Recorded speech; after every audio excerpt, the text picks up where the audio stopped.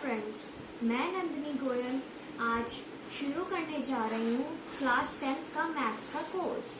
तो सबसे पहले हम चैप्टर 1 से शुरू करेंगे जिसका नाम है रियल नंबर्स। तो उसमें सबसे पहले है यूक्लिड डिवीजन लेमा। तो आइए समझते हैं वो क्या है। जैसे कि आप लोग बचपन से ही पढ़ते आ रहे होंगे कि डिवाइड कैसे करते हैं। जैसे कि ये है 17, इसको हमें करना है 5 से डिवाइड। तो आप सब जानते हैं हम क्या लिखेंगे, 5 3 ज़ा 15 और ये रिमाइंडर बच गया हमारा 2। तो हम 17 को कैसे लिख सकते हैं, 5 × 3 एंड प्लस में 2। तो जैसे कि आप सबने देखा कि 17 को हम ऐसे लिख सकते हैं। तो बस यूक्लिड डिवीजन लेमा भी बहुत ज्यादा इसी से मिलता जुलता है कि हम 17 को तो कहते हैं px, हम अपने 5 को कहेंगे gx, 3 हो गया हमारा क्वेश्चन तो qx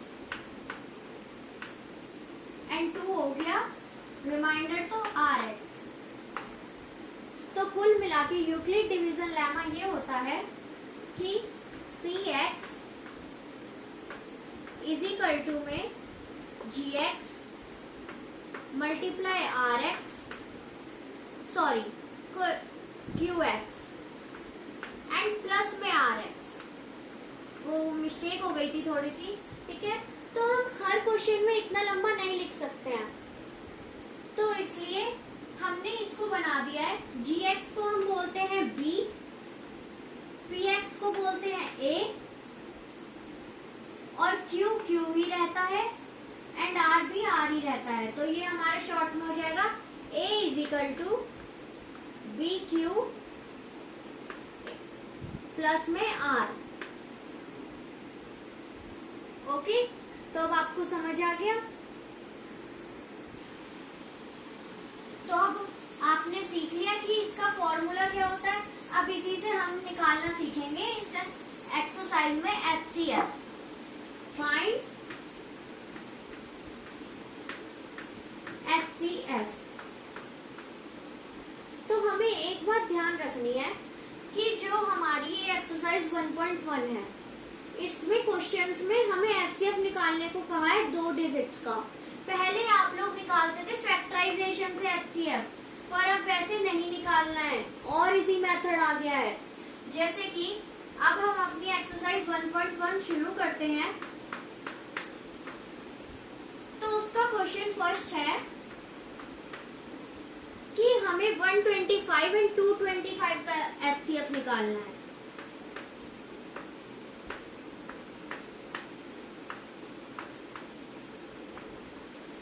हमेशा ये बात ध्यान रखनी है कि हमें पहले ही देख लेना है कौन सी डिजिट छोटी है उन दोनों के डिफरेंस में। तो आपको दिख रहा है कि 135 छोटी है, तो हमें ये डिजिट बाहर रखनी है और बड़ी वाली डिजिट अंदर रखनी है। Okay, got it. तो अब आगे हम इसे निकालना सीखते हैं। 135 225। और ये एक और छोटी सी ट्रिक है कि हम कैसे पहचाने कि ये 135 की टेबल में कौन सा नंबर इस वाले नंबर से छोटा होगा या सेम यही होगा। तो 13 की टेबल में जैसे यहाँ पे फर्स्ट नंबर 1 है, तो 1 को तो 1 की टेबल तो हम देख नहीं सकते, पर 13 की देख सकते हैं। फिर तो 13 की टेबल में 22 से कम क्या आता है, 13 1 से 13, तो 135 1 सा 135। और एक बार हम 2 से भी करके देख लेंगे कि कहीं 2 से इससे कम ना आए। तो साइड में कर लेते हैं 135 2 सा 2 5 सा 10, 2 3 सा 6 प्लस 1 7, 2 1 सा 2। ये आ गया हमारे 270। 270 जो 225 से ज्यादा है, तो इसलिए हम क्या लिखेंगे, 135 1 सा 135। अब वही सिंपल डिवाइड जैसे हम माइनस करते हैं, 5 में से 5 गए तो बचा 0। यहाँ पे 2 है, 2 में से 3 नहीं जा सकता कैरी, 12 में से 3 गए 90, सॉरी 9, टोटल हो गया 90। तो अब हम इससे एचसीएफ आगे कैसे निकालेंगे? हमें ऐसे ही नहीं छोड़ देना ये 90। अब जो बाहर थी डिजिट इसको अंदर लिख लेना है, 90 से फिर उसको डिवाइड करना है, तो अंदर आ गया 135। अब फिर से वही ट्रिक, 9 की टेबल में 13 से कम क्या आता है? 9 1 जा 9, तो 90 और 92 से भी 180 हो जाएगा, ज्यादा हो जाएगा, तो 91 जा 90। 5 में से 0 गए 5 एंड 13 में से 9 गए, बचे 4। अब सेम थिंग दोबारा रिपीट, जब तक रिमाइंडर 0 ना आ जाए तब तक हमें निकालना है, ताकि हमें अपना एचसीएफ पता लग सके। तो अब क्या अंदर लिखेंगे? ऊपर वाली टर्म की पहली डिजिट 90। तो अब सब जानते होंगे कि 45 2 ज्यादा 90 होते हैं, तो ये आ गया 2 और 90 में से 90 गए 0। तो अब आप इसलिए कंफ्यूज मत होइएगा कि एचसीएफ हमारा 2 आएगा, नो, एचसीएफ आ गया हमारा 45।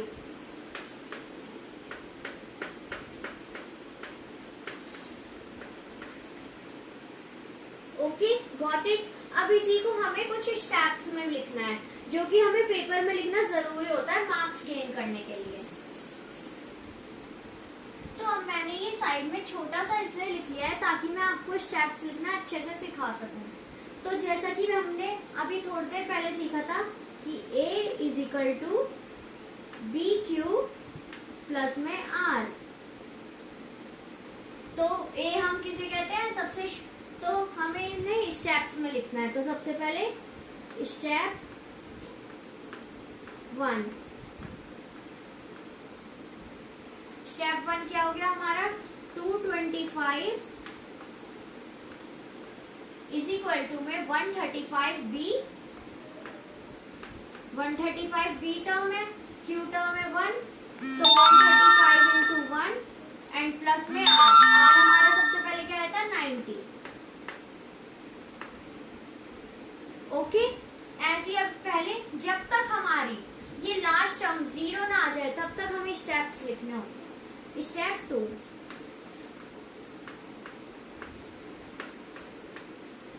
स्टेप 2 में अब हमारा एक ही टर्म में क्या आएगा? 135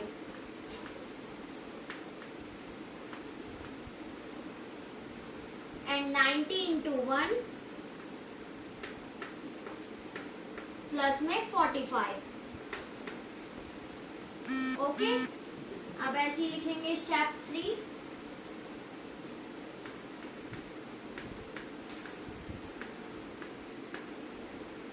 स्टेप 3 में क्या आएगा? 90 इज इक्वल टू में 45 इंटू में 2 प्लस में 0। जब एंड में 0 आ जाए तो फिर हमें क्या समझ लेना है कि हमारा एचसीएफ आ गया ये फर्स्ट टर्म, यानी कि जो बी की जगह पे आ रहा है, क्या आ रहा है? 45। तो एचसीएफ हो गया आपका 45। देख लिया ना कितना इजी है। आइए अब सेकंड पार्ट करते हैं।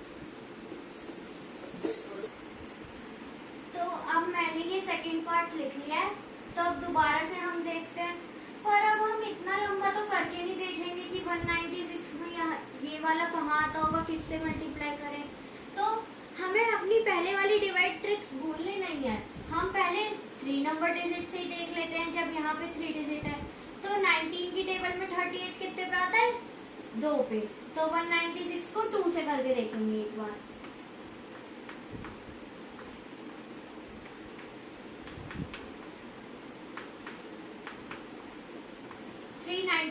ये तो 382 से ज्यादा है, तो हमें फिर ये 196 1 से ही चलाना होगा। 196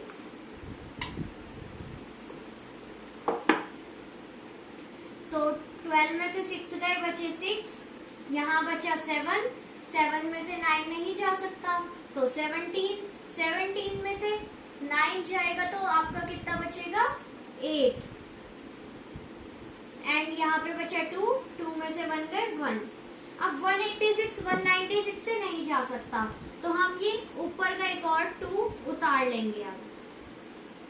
ओके, अब देखना है कि 19 की टेबल में, अब 18 तो 19 से कम है, तो एक और डिजिट 186, 19 की टेबल में 186 से तो 19 9 से 171 आता है, तो 196 को 9 से ही चला के देखेंगे।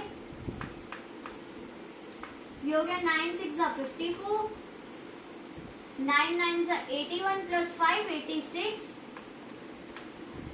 9 1 जा 9 प्लस 8 17, तो ये आ गया 1764। हाँ, मेरे ख्याल से अब इससे आगे तो कुछ हो नहीं सकता, तो इसको 9 1764। अब वही हमारा -12 में से 4 गए 8, यहाँ पे बच गया 5 क्योंकि कैरी लिया था, तो 15 में से 6 गए, आपका बचा 9। फिर यहाँ से तो कैरी दे दिया, 7 में से 7 गए 0। अब ऊपर का एक और 0 उतार लेंगे। अब देखेंगे कि 19 की टेबल में 98 से कम क्या आता है। 19 5 जा 95, तो 196 को 5 से ही करके देख लेते हैं एक बार।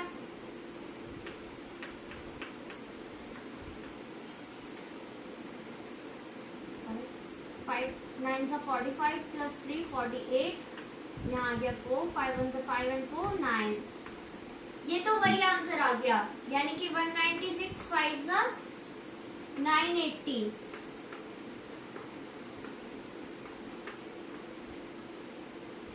ये 0 आ गया।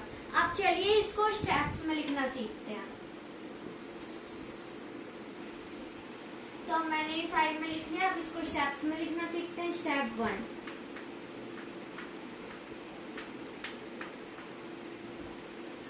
तो जैसा कि आपने फर्स्ट पार्ट में देखा था कि हम a = bq + r लिखते हैं नए नए स्टेप्स में, पर इसमें तो हमें दूसरा स्टेप लेना ही नहीं पड़ा, हमारा इसी में आंसर आ गया। तो ये तो बस स्टेप 1 ही बनेगा। तो क्या हो गया, ये 38220 is equal to 196 multiply 195 plus में 0। और हमारे स्टेप सभी खत्म हो जाते हैं जब लास्ट डिजिट 0 आ जाए। और हमारा फिर HCF क्या होता है, जो B के प्लेस पे होता है। तो हमारा HCF क्या आ गया, 196। ओके, आइए अब नेक्स्ट पार्ट करते हैं। तो अब ये हमारा थर्ड पार्ट 255, इसमें छोटी टर्म है इसलिए बाहर आ गई। अब दोबारा से वही देखना है कि 25 की टेबल में 86 से कम क्या आता है। तो 25 3 होते हैं 75। तो एक बार 255 को 3 से करके देख लेते हैं।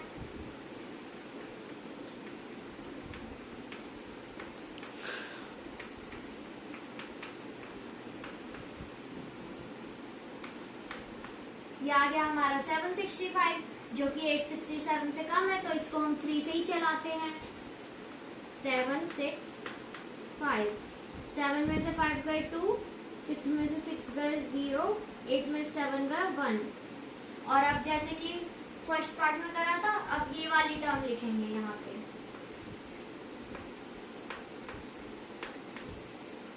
तो 10 की टेबल में 25 से कम क्या आता है, 10 2 से 20।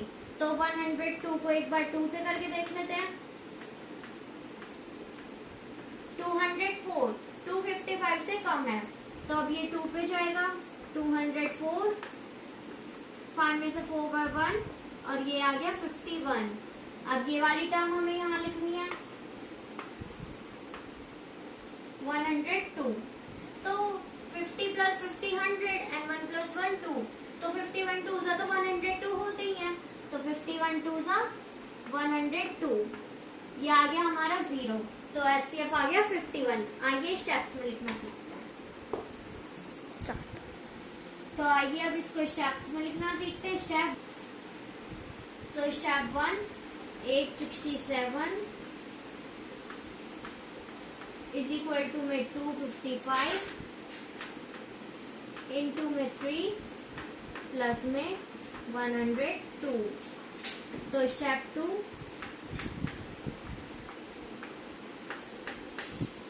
स्टेप 2 क्या हो गया हमारा 255 102 इंटू में 2 प्लस में 51। अब ऐसे ही स्टेप 3,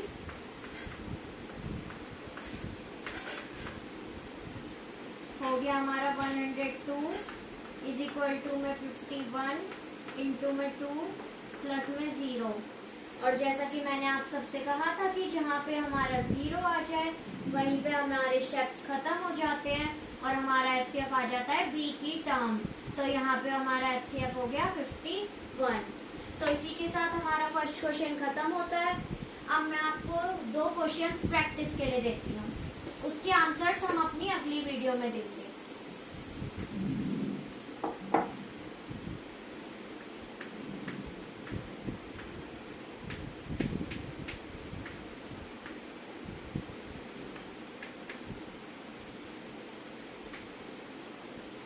प्रैक्टिस क्वेश्चंस। फर्स्ट है 270 एंड 675 एंड फिर सेकंड है 7052 एंड 12576, या फिर इसको 4 ले लीजिए, चलिए 4052 एंड 12576। उम्मीद रखती हूँ कि आपको ये वीडियो पसंद आई होगी। अब जब हम अपनी सेकंड क्वेश्चन की वीडियो डालेंगे तो उसमें इनके आंसर्स देंगे। Thank you.